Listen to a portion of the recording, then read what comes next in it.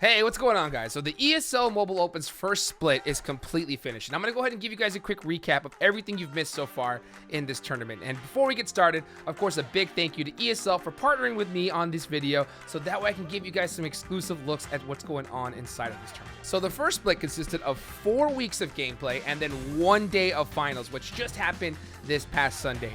At the end of those 4 weeks, this is what the scoreboard looked like, and you can see right at the top was Cold 2 BGBG with 921 points. I mean, they led everybody, and I thought that they were going to be a surefire win to be able to win this finals tournament, and this is where the money was on the line. When it came down to it, though, didn't quite work out their way. As you can see here, this is what it looked like, the final standings here for the split number 1 finals. And if you look right at the top, Moonlight CN, team that was in 5th place, able to go ahead and play in this finals day. They did better than everybody else, and they walked away with that first place prize, $600 in the bank. You gotta love it. So now that the first split is done, now we're getting into the second split, and the first week of that second split has been completed. It is in the books already. There's still 3 weeks left of gameplay, so for anybody that's looking to possibly still get in this tournament, you can go get your friends, get signed up, and hopefully you can make it into the top 16 so you can play in that finals. And if you've never played,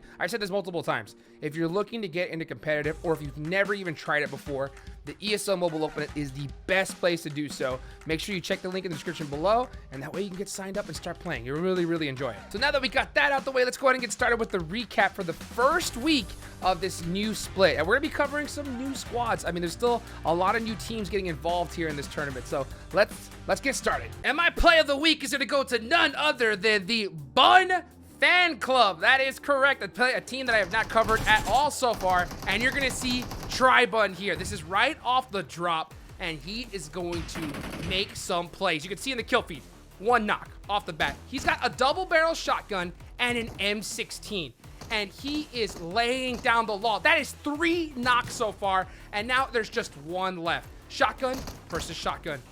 Fun. Try to pre-fire a little bit of that M16. It's going to switch to that shotty. Bad misses the shot. He knows that he messed up big time, and he has to reload his gun. It ain't going to work out. Tribud getting the 4 versus 1. And I don't care who you are. If you're able to get a 4v1 in a major tournament, mad props to you. I mean, the biggest props I could possibly give. So shout out to Tribun for getting an insane squad wipe. I know his team must have been absolutely hyped in that moment. Now that we got that out the way, let me go ahead and show you some of the rest of the action that I was able to catch in week number 5, aka the first week of split number 2. Let's get it. Now we're gonna start off here in Miramar. Now you guys definitely recognize this name. This is King A from Aphelion Esports, an OG in the NA scene. This is a PMPL player, a PMPL squad. Now, if you do remember, they didn't do too well inside the PMPL, and I know that they have a ton to prove, and you can definitely see them here in the ESL Mobile Open, the best place you could possibly be to really develop your skills and try to take your team to the next level. They're trying to get it done, but I'm starting to see still signs of miscommunication and struggle between the team. You can see them very split up. They have Steve-O on their team who's already down. The rest of the squad right here, Slap trying to use these off angles. I'm not really sure about that kind of weird angle to get that rotation. You can see them kind of getting some jump shots. They do get a kill. That's gonna be 4 kills for their team, but this is where I think you really start to see them get punished. Now they're on top of the hill. This should be a easy dub for them, in my opinion. Yeah, it's a 2v4. I'm not really too sure how much kit they have. If they had it, they should be throwing everything that they possibly have down the way to make it harder for 4 bros to push up. But right here, you see them over peeking, getting just straight pre-fired, and 4 bros just ran over them and were able to steal that chicken dinner away from Aphelion. And they did it in beautiful fashion. Next up, we're going to take a look here at Godplay. Now, this is a squad that is not in the top 20 overall yet. So they were able to pull out a chicken dinner here. And I think this is the reason why. You can see they have a 4-man advantage. And they're really split up in a 2v2 here. Now, I don't mind it because they're able to get some really good angles. But I think Blinky is not really utilizing his position in the best possible manner.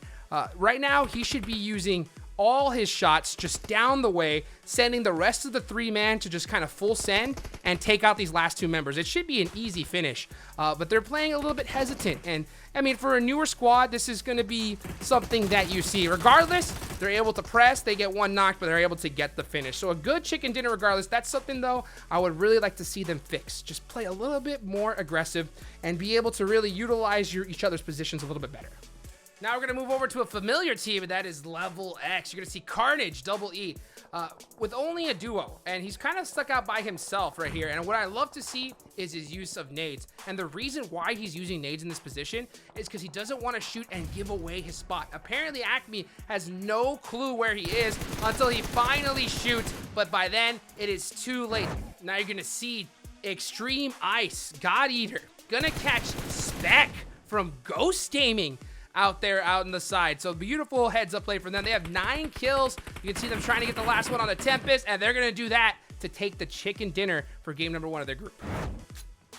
All right, now we're gonna go on over to B-Town Esports, laying down the law. You see 14 kills. By the way, this is the team that is currently in first place over week number 1 of this new split, and they are doing it in beautiful fashion. They got 3 chicken dinners, and this was a huge one. 16 kills, getting another beautiful knock, and this is what we should have seen God play do earlier. Just straight smother the rest of the team. They have the knowledge. They know exactly where they are. They have the man advantage. Just keep spraying. Use all your utility. Allow them to not even move a muscle while your team pushes up. This is beautifully well executed, and they get it done. And that's how you do it, ladies and gentlemen. That is how you do it when you have a full squad up against just a few members.